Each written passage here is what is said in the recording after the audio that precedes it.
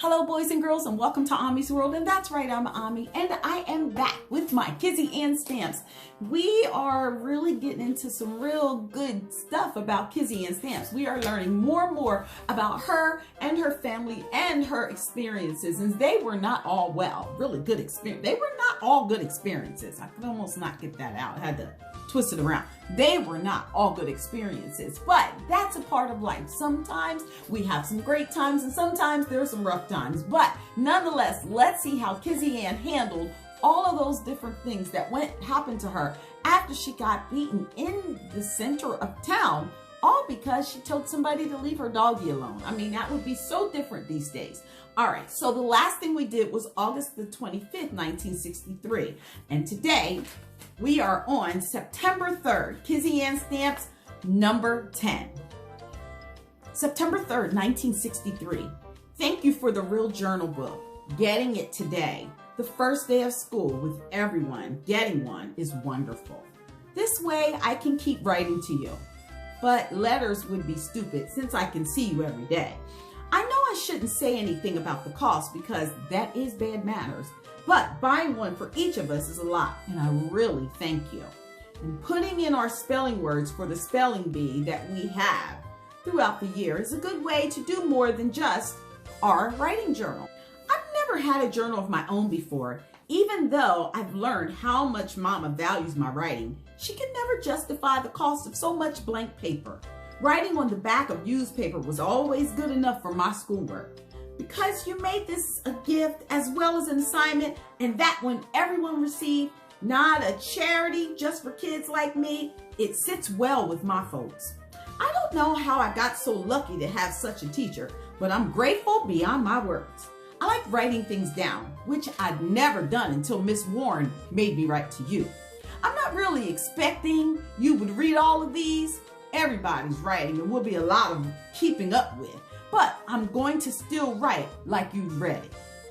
It helps me to feel good at the end of the day. And Granny Bit says this is how she feels after her prayers. But I get nervous after I pray. I do a lot of wrong. And what if Jesus gets tired of forgiving me? Getting the journal was definitely the best part of the day until after school. I threw up twice on the way to school, which upset Shag to no end. She kept trying to herd me to stay on path. But it's a longer walk here than to my old school. But it only took 45 minutes, even with being sick. Putting on that dress this morning was what Mama started. Putting on that dress this morning was what first made me feel sick to my stomach. Mama picked that white one too. Why not start as a dream? When she smoothed that frock and her dark fingers framed against the soft white fabric, I just knew it wasn't right. I didn't want to be in that dress. I didn't want to belong to that dress. And I didn't want to belong.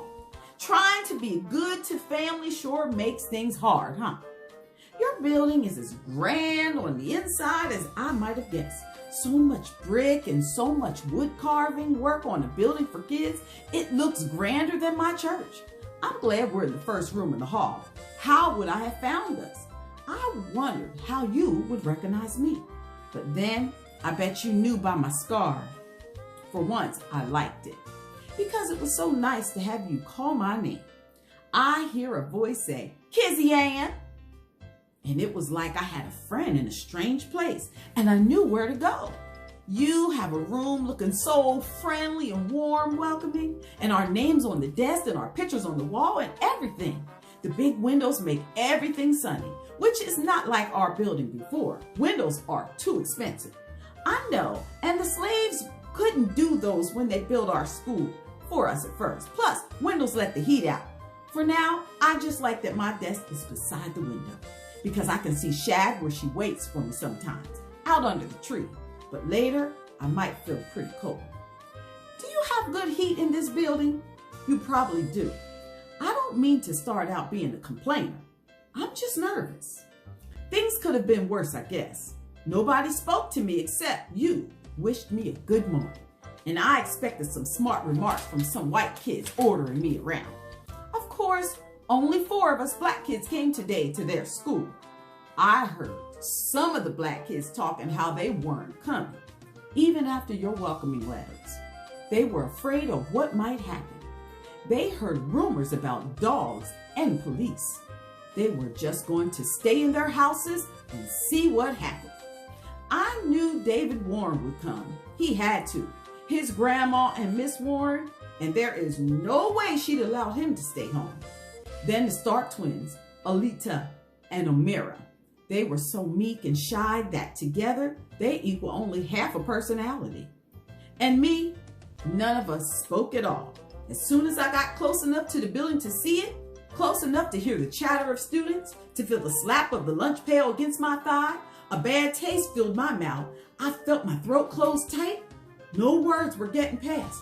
Shoot, I was lucky air squeezed out of that throat blocking lump. And I noticed Laura Westover recognizing her dress. She elbowed a blind girl on beside her and whispered. Then they giggled. I kept my eyes lowered and my lips closed. I was grateful that lump stopped me from saying just how mad I was. But I was mad. Miss Anderson, I was. Even if it is an opportunity for education, like Miss Warren said, or a first step for our people, like Pastor Moore said, I was mad. And I don't like that. I'll have that lump stopping my voice for long. I'm not sure I want it to. Well, friends, wow. Imagine that you were Kizzy and Stamps and that happened to you. Imagine someone who saw a hand-me-down that used to belong to them on your body and them laughing about it. Imagine starting your first day at a school that you were either going to be tolerated, you think, you're not really sure what's going to happen when you get there.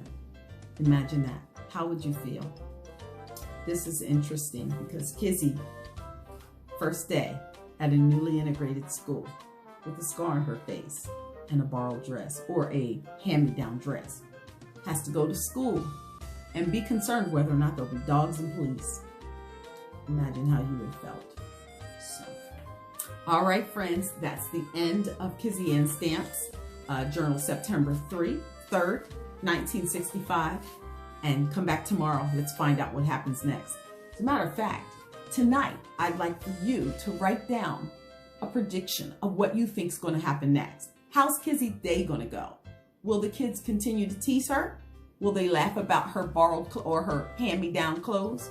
Will Kizzy say something? Will that lump in her throat stop her from talking? What do you think is going to happen?